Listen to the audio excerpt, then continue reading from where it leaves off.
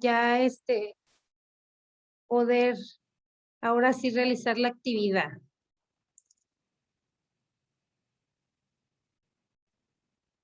¿Sí ven mi pantalla? Sí, gracias.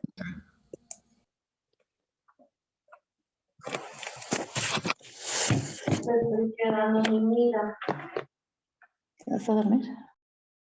Muy bien. El último tema que corresponde, pues a ya lo que es la planeación y todo lo que nosotros tenemos como por visto es este tema de los contratos. De todas maneras, ustedes ya tienen su contenido para que ustedes vayan agregando la información que consideren que les haya faltado. Tratamos de abordar cada uno de los temas. Ya vieron cómo así como corriendo y de manera pues un poco breve, pero al final del día pues se logró ver de manera general cada uno de ellos. Entonces aquí ahorita vamos a ver los contratos igual de manera muy general, pero vamos a abordar la clasificación. Yo creo que eso va a ser lo que se van a llevar de actividad para nada más completar dentro de lo que es pues el tema que corresponde a los contratos. Vamos viendo qué es un contrato. ¿Sí? Tenemos aquí que es un acuerdo de voluntades que genera derechos y obligaciones entre contratantes. Y entonces ahí tenemos un factor muy importante que nos señala como la voluntad. ¿Sí? ¿A qué nos referimos con la voluntad? ¿Cuál pudiera ser el término que nosotros le demos a la voluntad? Es con la firma expresar mi decisión de querer llevar a cabo un contrato, maestra. Sí, así es, ¿sí? Esa decisión, entonces, basada en lo que nosotros queremos, ¿sí? En lo que nosotros podemos. Bueno, muchas de las veces se nos sale de las manos, pero tendría que ser también, viendo que podemos, ¿sí? Entonces, es precisamente uno de los elementos más importantes dentro de los contratos, ¿sí? La voluntad, entonces, si ustedes se fijan, no nada más lo vamos a encontrar en los contratos, es parte fundamental del derecho, ¿sí? Y ahí es donde vamos a plasmar precisamente esa voluntad, ¿sí? Aquí en este caso sería en un contrato. Y entonces tenemos lo que nos dice el Código Civil Federal, a manera de concepto o de definición respecto a esos contratos.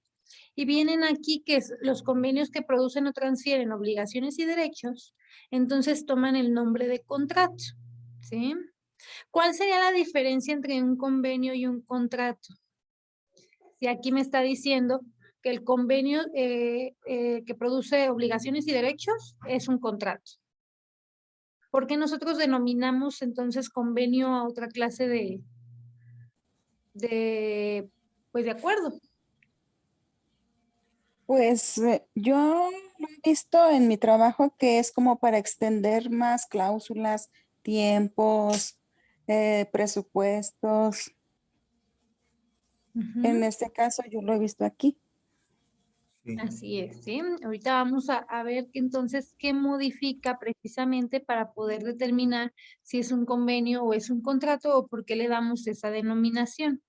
¿Sí? Tenemos el Código Civil también para el Estado, donde nos menciona que el convenio es el acuerdo de dos o más personas para crear, modificar, transferir y extinguir obligaciones. ¿Sí? Y entonces en otro de los artículos tenemos cuáles son los requisitos precisamente para que exista ese contrato, ¿sí? Y tenemos como número 1 el consentimiento y como número 2 el objeto que puede ser materia del contrato, ¿sí? El consentimiento, ¿cómo se clasifica? ¿Qué sabemos del consentimiento? ¿Qué es el consentimiento? ¿A qué nos referimos? ¿Es lo mismo que la voluntad? ¿Es diferente? Según yo es lo mismo, maestra. El consentimiento es algo voluntario entre las partes. Ujú. ¿Y ahí interviene la voluntad o es sinónimo de la voluntad? ¿Interviene la voluntad? Ujú. Entonces ahí tenemos brevemente uno de los elementos que es el consentimiento. Acuérdense que de manera doctrinal el consentimiento también tiene una clasificación, ¿sí? Esto parte entonces de las obligaciones.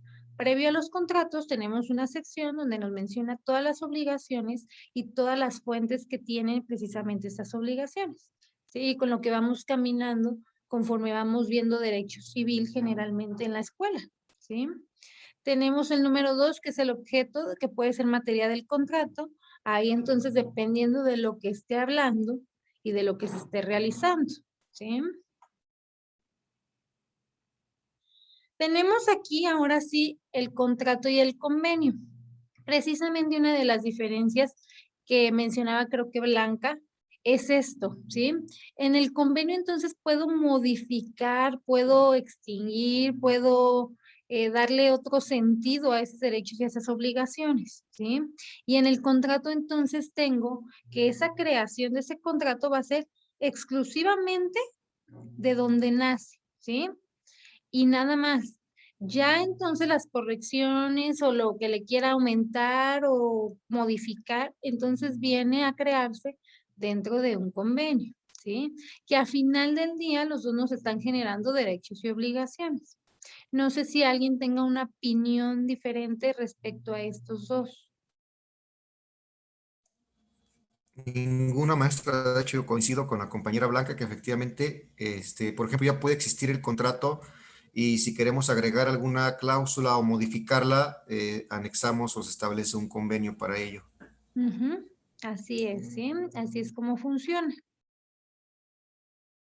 Y entonces también tenemos ciertos requisitos que nos van a invalidar ese contrato, ¿sí?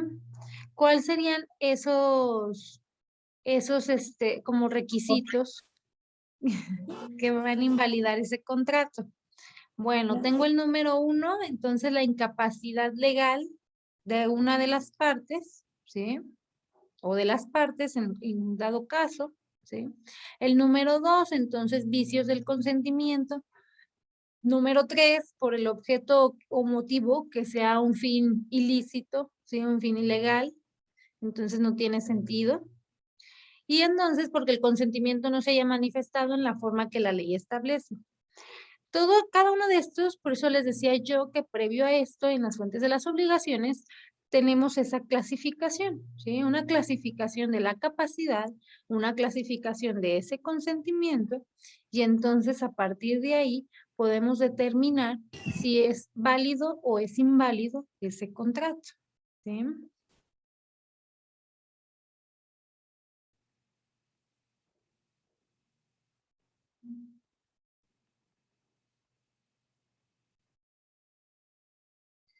Tenemos en el siguiente artículo entonces ese consentimiento, ¿sí? ¿Cómo funciona o cómo se establece precisamente ese consentimiento?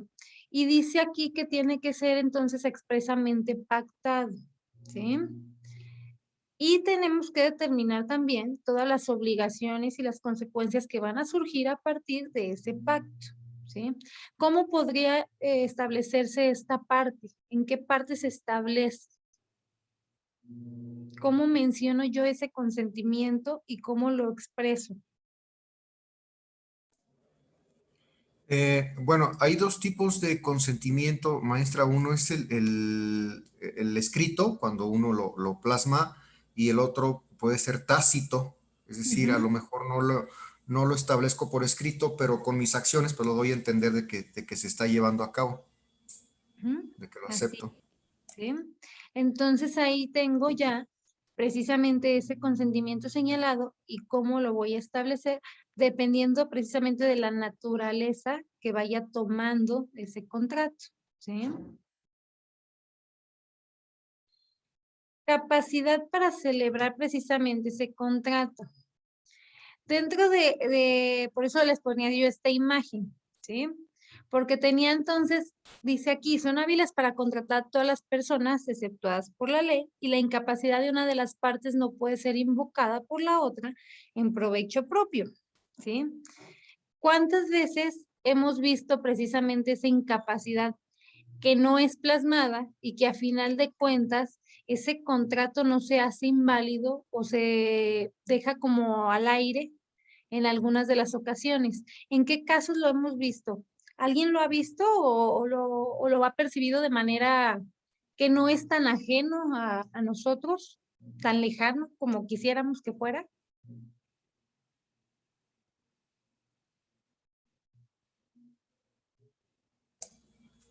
No le entendía su pregunta, maestra. Perdón, ¿la puede volver a repetir? Sí, dentro de la incapacidad, cuando nosotros determinamos la incapacidad, se requiere una serie de requisitos para que esa persona sea incapaz.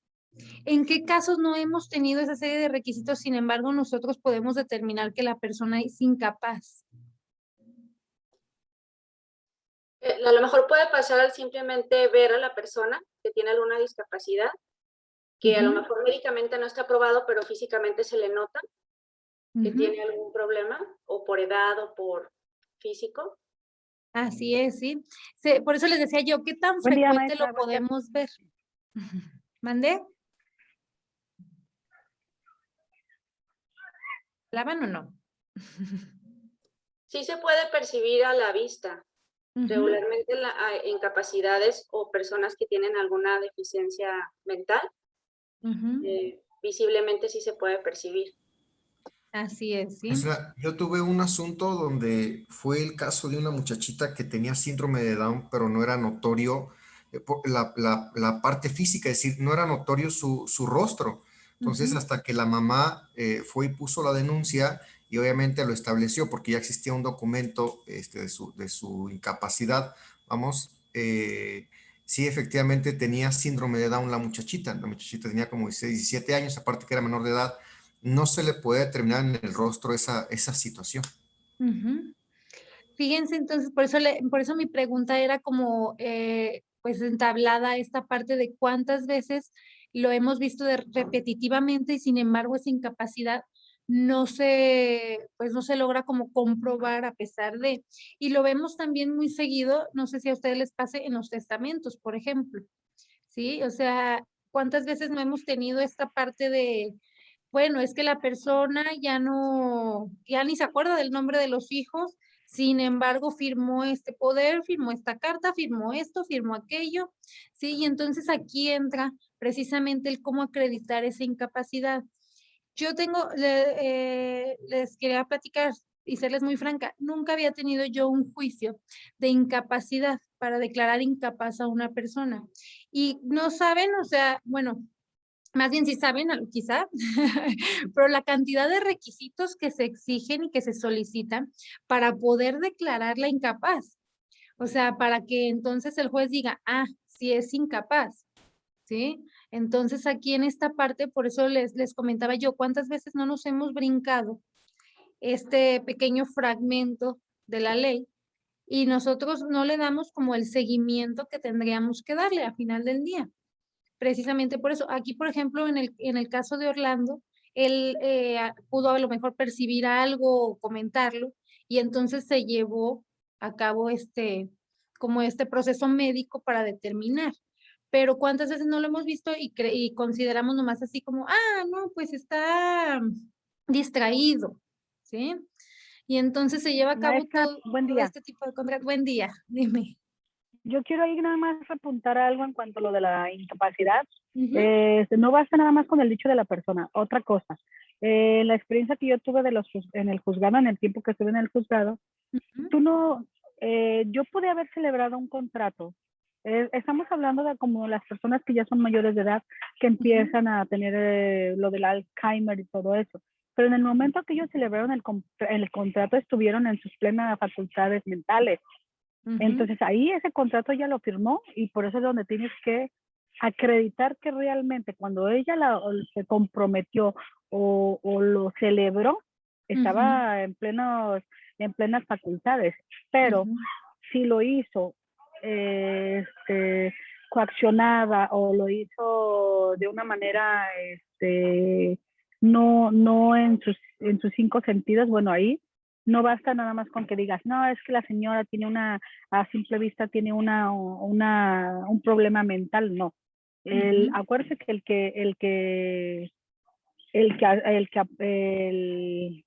se me fue la palabra. A ver, ayúdeme, ya se me fue ahí. El que está señalando o mencionando tienes la obligación de probar. Ahí Sí. se me fue la otra palabra. Entonces, nosotros tenemos que presentar periciales y el juez a su vez les va a hacer una serie de preguntas junto con los de Procuraduría Social y junto con el perito para ver si realmente esa persona no está ahora sí que en tiempo, modo y lugar, ¿no? Porque nosotros cuando hicimos ese tipo de situaciones o simplemente cuando tu hijo tiene alguna discapacidad, no necesariamente tienes que tú acreditar, puedes tú tramitar el juicio, pero nada más para una cierta cosa. Ejemplo, ese hijo no puede lo lógico matemático, un ejemplo, ¿no? O no sabe sumar bien o no sabe restar. Entonces tú, aunque tu hijo sea mayor de edad, tú tienes que hacer un trámite de jurisdicción voluntaria donde el juez te otorgue todavía que tú seas su tutor en cuanto a administrar sus bienes, pero él puede desarrollarse y tener no tener ninguna limitante, pero en cuanto a lo demás. Entonces se pueden separar esas dos partes. En cuanto tú veas, bueno, esta persona tiene este problema, pero nada más en cuanto a lo administrativo, bueno, pues ahí va a ser un estado de interdicción en cuanto a lo administrativo, pero en cuanto a lo demás se desarrolla bien. Es lo mismo que se puede hacer aquí. Aquí yo abogado, yo puedo decir, ¿sabes qué? Juez, esta persona no es capaz, ¿por qué tuvo que se anula este contrato? Porque podrá ser muy activo en otras actividades, pero en cuanto a los cuentas, en cuanto a eso no es capaz. Pero eso lo tiene que determinar un juez. Así es, sí.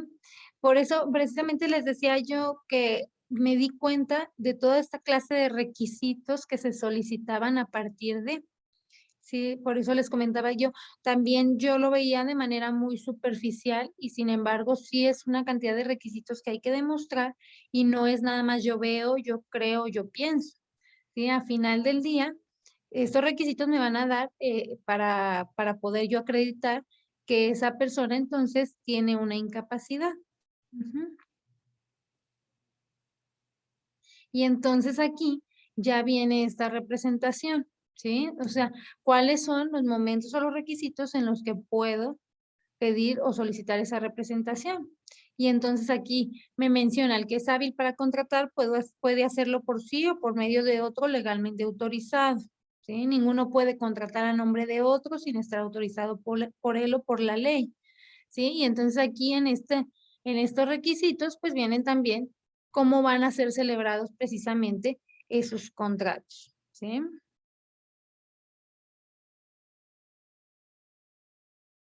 Y entonces venía aquí lo que mencionaba Orlando hace un momento, ¿sí? Los tipos de consentimiento que se van a establecer y cómo funcionan precisamente dentro de ese contrato. Y en el número 1 mencionamos entonces expreso, ¿sí? Que es cuando la voluntad se va a manifestar de manera verbal, por escrito, por medios electrónicos, ¿sí? O cualquier otra tecnología, entonces, que nos facilite esta parte de expresar, ¿sí?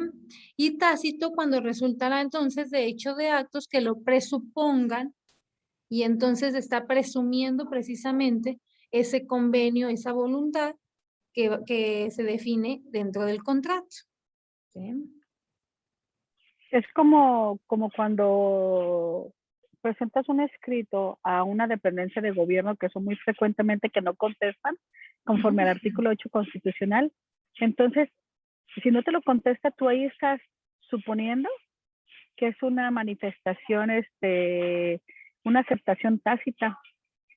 ¿Por qué? Porque no me lo estás consultando, o sea, no me estás dando contestación, pero yo te estoy diciendo, contéstame conforme al artículo 8 constitucional. No me lo contestas, entonces para mí es una aceptación tácita. Lo que sucede con los términos, ¿sí? En un momento en el que entonces nosotros no contestamos, ¿qué sucede? Se da por entonces, por enterado, por visto y por todo lo que se tenga que presumir precisamente a la hora de que evito yo esta contestación. ¿Sí? Y entonces aquí están los vicios del consentimiento. O sea, en qué momento se invalida o se anula precisamente este consentimiento. Y aquí dice, no es válido si ha sido dado por error, arrancado por violencia o sorprendido por dolo, ¿sí? Otros de los elementos que precisamente tiene ese consentimiento. Tenemos aquí entonces que por dolo es una sugestión o artificio que se emplea para inducir a error o mantener en él alguno de los contratantes por mala fe, la disimulación del error de uno de los contratantes una vez conocido, ¿sí? Esto de la mala fe, ¿a qué nos referimos con la mala fe? O el dolo.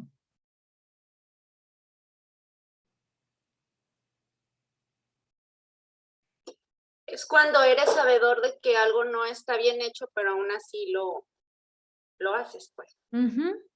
Entonces aquí está el conocimiento, ¿sí? Está pues el establecer precisamente esta causa que va a llevar a un resultado que nosotros conocemos y del cual estamos, pues, precisamente, pues, conociendo y en ese momento llevando a cabo, ¿sí? Entonces ahí, por ejemplo, el dolo y la mala fe que son vicios que tiene el consentimiento y que precisamente anulan ese contrato, ¿sí? Tenemos aquí el objeto de los contratos y el número 1 nos menciona que la cosa que el obligado debe dar o en su defecto, pues el número 2 que debe hacer o no hacer, ¿sí? Según esté establecido dentro del contrato. Y tenemos la cosa objeto del contrato y ahí está el número 1. Primero, dentro de la naturaleza jurídica que debe existir. Número 2, ser determinada en cuanto a su especie. Y número 3, estar en el comercio, ¿sí? Dependiendo también de lo que estemos hablando, pero precisamente esa naturaleza es la que nos va a indicar cuál es la cosa objeto de ese contrato. El hecho positivo o negativo, primero que sea posible, segundo que sea lícito, ¿sí? ¿Qué tipo de contratos pueden ser lícitos o pueden ser ilícitos? Como cuál sería un contrato ilícito que hasta a veces por lógica nosotros decimos, no podemos realizar. Hay unos, por ejemplo, maestra, que son cuando son leoninos, es decir, cuando están afectando solamente a una de las partes, entonces se convierten en ilícitos. En un contrato ilícito. Y ya entonces abarcamos también la parte donde estamos suponiendo el consentimiento, qué tipo de contrato y qué tipo de consentimiento pudiera adquirir precisamente ese contrato. Tenemos el fin o el motivo también, ¿sí? ¿Cuál es el fin que predomina dentro de ese contrato? Y entonces, ¿qué orden va a tener? ¿Sí? Y tenemos dentro de esto una clasificación de los contratos. Hay diversas clasificaciones, ¿sí? Doctrinalmente. Aquí vamos a ver la clasificación de los contratos según la naturaleza que maneja también el Código Civil, ¿sí? Tenemos aquí un contrato unilateral, bilateral, oneroso, gratuito, ¿sí?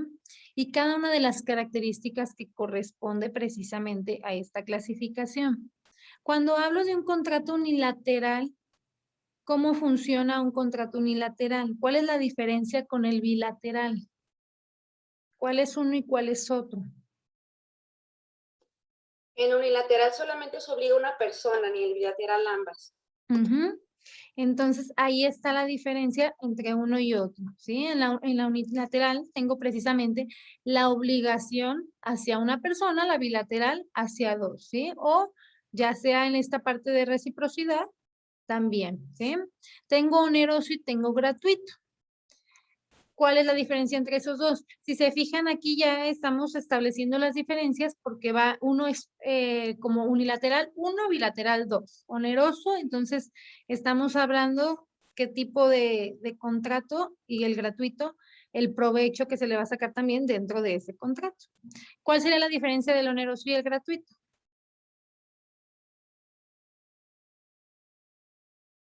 En el oneroso ambas partes tienen beneficios y en el gratuito solamente una. Ujú. Fíjense entonces cómo ahí estamos hablando precisamente de esos provechos que puede generarse a partir de ese contrato y cuál es cada uno de ellos. ¿Sí? Tenemos un contrato conmutativo, aleatorio y real también, ¿sí? Que es como se van señalando. En el conmutativo, entonces, ahí tengo cómo se lleva a cabo esta celebración del contrato. La cuantía que puede generar esta prestación, dice aquí, para terminar entonces la celebración de ese contrato. El aleatorio, ¿sí? Depende de la condición o el término también, entonces, que pueda determinar esa cuantía. La condición o el término también tiene, acuérdense, sus elementos y el cómo funcionan. Y reales, entonces, aquellos que constituyen por entrega de la cosa. Y dice aquí, entre tanto no exista dicha entrega, solo hay un antecontrato que se llama contrato preliminar o, en dado caso, contrato de promesa, ¿sí? Que es donde iniciamos con los contratos, ¿sí? En el Código Civil iniciamos con el contrato de promesa y todas las características que genera este tipo de contrato, ¿sí? Formales, consensuales. ¿Cuáles son los formales? ¿Cuáles son los consensuales?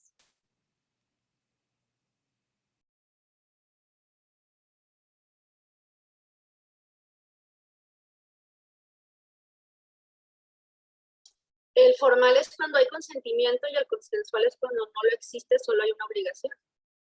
Uh-huh. Aparte del consentimiento, recordemos que en la formalidad también es hay diversas manifestaciones para que precisamente sea pues de manera como válida, ¿sí? Y entonces en el consensual también tengo otro tipo de como de requisitos en los que precisamente se puede hasta suponer, ¿sí? Y en la formalidad, pues estoy hablando de que se manifiesta por escrito, de que tiene ciertas características. Dime, Orlando, ¿me ibas a decir algo?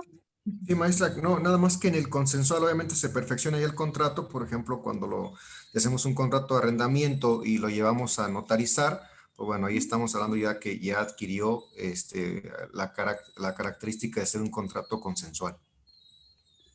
Muy bien. Gracias, Como Orlando. anteriormente los papás hacían los contratos consensuales, decir, te voy a vender estas vacas, ¿no? O mi palabra es la que vale, ¿no? Ujú. Porque también ahí se daba mucho en esa época. Sí. Quiero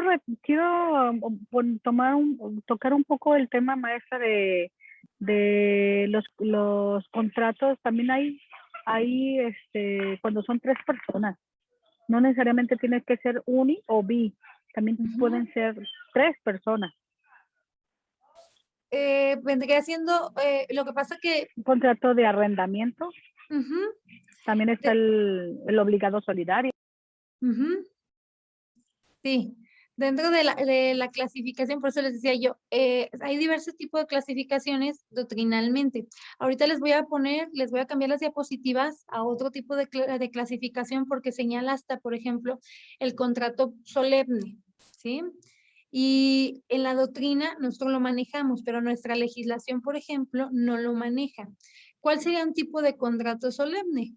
Bueno, si vemos nosotros la figura de, pues, por ejemplo, a ver, mencionen un ejemplo que se les venga a la mente de un contrato solemne. Ay, se me fue el ejemplo.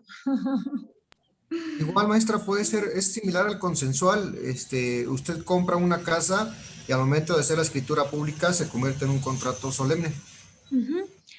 Pero si se fijan ustedes, por ejemplo, en esa característica nosotros lo podemos señalar así. Sin embargo, hay doctrinistas que dicen, no, esos no se manejan así. O si nosotros quisiéramos ver el contrato solemne, sería, por ejemplo, ay, se me fue el nombre, como el matrimonio, ¿sí? Como la figura del matrimonio que tenemos, que no es matrimonio. En este sentido, sería el único contrato, según esta clasificación. Les voy a anexar el archivo para que lo chequen, porque parte de una jurisprudencia. Nada más es el único tipo de contrato solemne que pudiera existir, según esa doctrina. ¿sí? Por eso les digo, dentro de la clasificación doctrinal que nosotros manejamos, hay diversas doctrinas y hay diversas entonces señalamientos que nos van a dar características diversas. Estos son los más comunes, yo por eso les puse los más comunes. Ahorita que les cambie la diapositiva, vamos a checar entonces cuáles sí considera, cuáles no considera, cuáles nosotros tomamos en cuenta, cuáles no tomamos en cuenta, ¿sí? Pero es según las características que nos van definiendo. ¿Sí? Sí, entonces ya lo entendí. Ese entonces el contrato solemne del matrimonio, maestra, entonces se refiere ya cuando se lleva a cabo toda la ceremonia, todo el acto protocolario, ¿no? Ujú. Así lo determinan en esa doctrina. Por eso les digo que les voy a poner el archivo porque parte de una jurisprudencia. De hecho, dice, nada más señalamos como contrato solemne este, pero sin embargo, no lo contemplamos como contrato por esto, por esto y por aquello.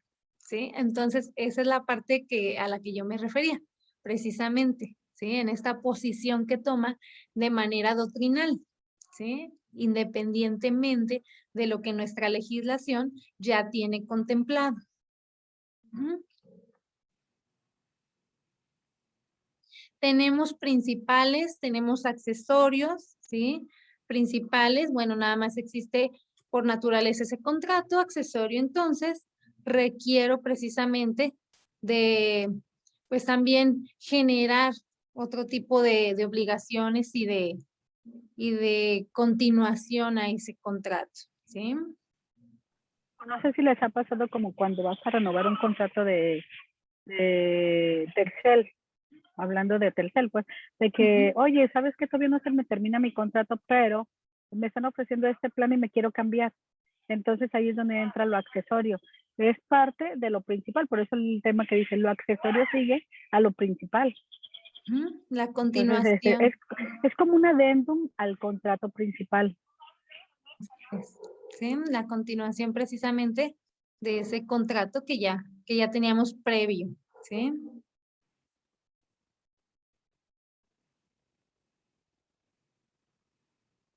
Tenemos aquí un contrato público y privado.